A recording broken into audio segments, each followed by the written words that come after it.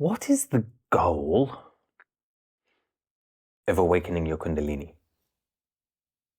This is another question I get asked over and over and over. What's its purpose? What's its goal?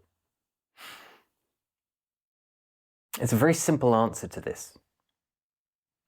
It's not about goals. That is a bad question coming from Western civilization, coming from your programming. Everything is about a goal. Kundalini awakening is about the path. It is about the journey. It is about your life.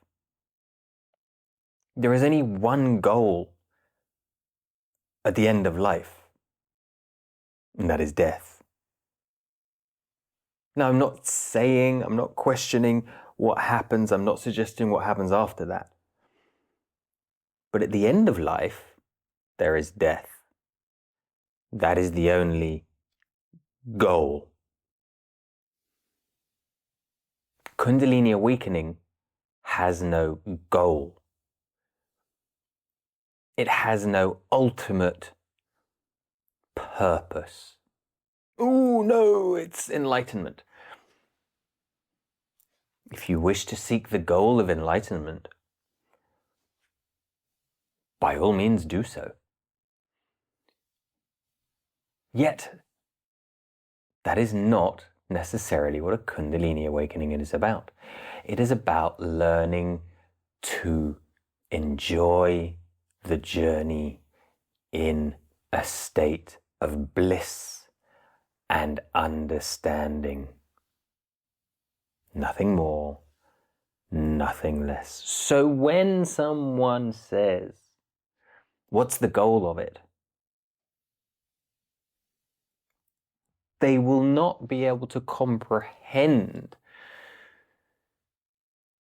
there is no goal, because you have to release that programming. You have to release the ego targets of goal, goal, goal, goal, because whenever you reach a goal, are you fulfilled? Are you enlightened?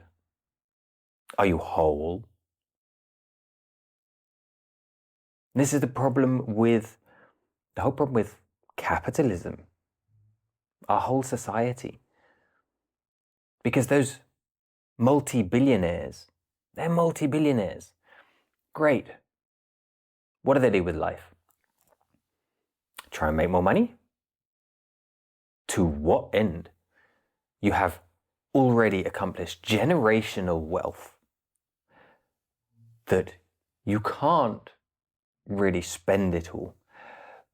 But because their life still feels so empty, they still want to make more money rather than trying to find what this is about. It's about the journey. To just make more money, to just make more money, to just make more money. What a pity for them that they will never get to experience. And this is why they say it takes most people many lifetimes to, whether that's literal or metaphorical, it means in this lifetime they will never get to see. They will never get to understand. I had, quite a few years ago, one client, a very wealthy client. And he was basically what you call an angel investor. So he, invested in startups and things, helping other people. And the type of startups that he invested in were all educational. So really trying to help society through improvement, whether it was technological or not, but everything was educational based.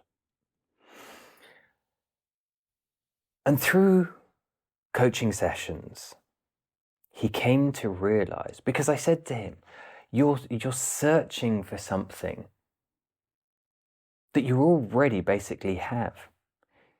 You have far more money. Now, not a billionaire, but a wealthy millionaire. You have more than enough money. Do what you want to do.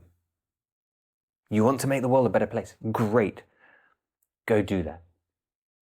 But go enjoy your life. Go and take the time. And he is. Now he is enjoying life. He's traveling his thing.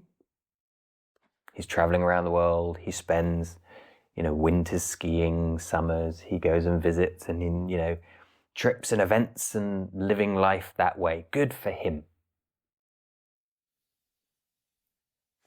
He came to realize that it wasn't about just making more money. He had made it. Now he could enjoy himself, and he does. Obviously, he's still making money, but he just changed that chip in him. He realized that life wasn't about just making more money. It's not the point. It's very easy to say when you have enough money. When you can't pay your bills, that is completely out of this world to understand that. However, there is a very simple thing to say to people who can't afford to pay their bills. You have to live within your means. So if you can't afford to get to the end of the month, but yet you live in a property of a certain size, or you eat certain foods, or you buy certain clothes, or reduce to the means where at the end of the month you have a little bit of money. Because everybody can reduce, buying less phones, buying less, going less to, don't spend money going out. Go out, but it could be just going out for a walk rather than getting in your car and paying the parking and paying a cup of coffee and having a meal or it's just going out and having quality time with the people you're with. Now, granted, whilst that will be the vast majority of people, because if they really analyze things, they can cut down certain costs. There are some people that they literally don't earn enough to be able to do that. And they're the ones that, you just have to work on that until you can get to the point of point B where you can increase the numbers that come into the bank to then not extend and spend that extra money, but to accumulate a little to be able to use that to invest your time to create something, or that sort of learning about economical freedom rather than Kundalini awakening. But if you awaken, you realize you don't have to spend money to have a good time either. You can just, even if you are the poorest of the poor, really struggling to make ends meet, you can still go outside and enjoy a sunrise, or enjoy a sunset, or a walk in the park. You can still find bliss. You can still awaken your Kundalini, and despite the economical struggles you have, you can still be in a happy, blissful state with practice. And when you live in a blissful state, those stresses, obviously they don't go away. I'm not kidding anyone, but they will affect you. And that, again, will help you live in a difficult economical situation to be able to enjoy the life. Because whilst you are forced to exchange your time for money to pay the bills, remember, you are exchanging your time. And whilst you can earn more money, you do have a finite amount of time. So enjoy your time. Spend it in a state of bliss, in a state of love. Not being in love, be love. Because wherever you are, however difficult life is, we can approach that point, always being approaching at it, hopefully arriving to it.